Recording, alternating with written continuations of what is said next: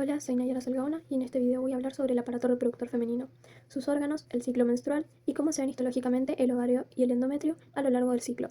Vamos a observar imágenes reales teñidas con hematoxilina y eosina, una técnica que permite diferenciar estructuras celulares.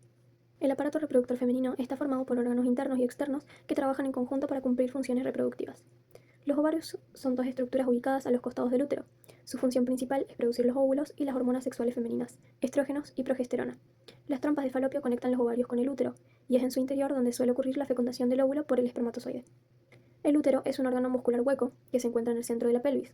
Su pared interna, el endometrio, se modifica durante el ciclo menstrual para recibir al embrión si hay fecundación.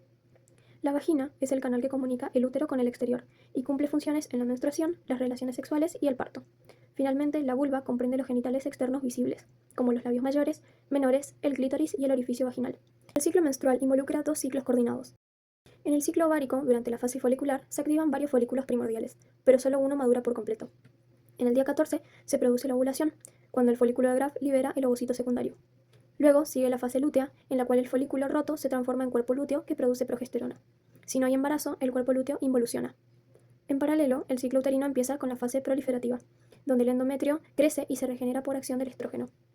Tras la ovulación, la progesterona actúa en la fase secretora, preparando al endometrio para una posible implantación. Si no hay fecundación, se produce la fase menstrual, donde el endometrio se descama y se reinicia el ciclo.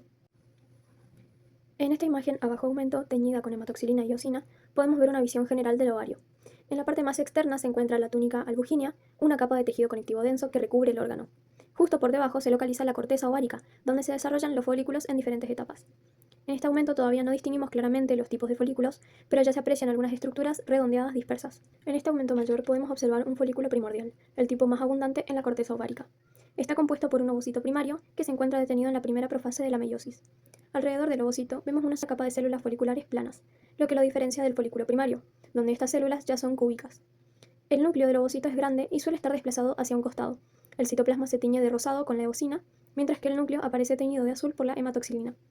Estos folículos se localizan justo por debajo de la túnica albugínea, en la región más superficial de la corteza del ovario. En esta imagen observamos un folículo primario, que representa el siguiente paso en la maduración folicular. Comparado con el primordial, el ovocito es más grande y tiene un núcleo más central. Lo que lo caracteriza principalmente es que las células foliculares que lo rodean pasaron de ser planas a cúbicas, formando un epitelio cúbico simple. También aparece por primera vez la zona pelúcida, una capa glucoproteica que se ubica entre el ovocito y las células foliculares. En esta imagen a 10 por podemos ver un folículo secundario, que se identifica por la presencia de una cavidad llamada antro, donde se acumula el líquido folicular. El ovocito está desplazado hacia un costado, rodeado por un grupo de células granulosas que forman el cúmulo ovóforo y más cerca del ovocito, la corona radiada. Rodeando las células de la granulosa se encuentran dos capas de origen estromal, una teca interna, que es vascularizada y productora de andrógenos, y una teca externa, más fibrosa y de sostén. La zona pelúcida todavía es visible entre el ovocito y las células de la corona radiada. En conjunto, este folículo está en una etapa intermedia y muestra una clara organización multicelular. En esta imagen vemos un folículo de Graf, la etapa final del desarrollo folicular antes de la ovulación.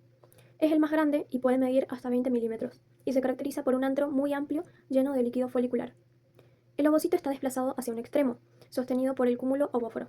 Junto a su alrededor vemos la corona radiada, que son células de la granulosa adheridas a la zona pelúcida. Fuera del folículo se distinguen dos capas, la teca interna, que participa en la síntesis hormonal, y la teca externa, que es más fibrosa y da soporte estructural. Este folículo está listo para romperse y liberar el ovocito durante la ovulación, que ocurre hacia el día 14 del ciclo. Ya vimos cómo se desarrolla el folículo dentro del ovario a lo largo del ciclo ovárico. Ahora, para completar el ciclo menstrual, vamos a observar cómo responde el endometrio ante los cambios hormonales. En esta imagen vemos el endometrio durante la fase proliferativa, que corresponde a la primera mitad del ciclo uterino, justo después de la menstruación. Bajo el estímulo de los estrógenos producidos por los folículos en desarrollo, el endometrio comienza a regenerarse y engrosarse. Se observan glándulas tubulares rectas y alargadas, distribuidas de forma ordenada, con un epitelio cilíndrico simple.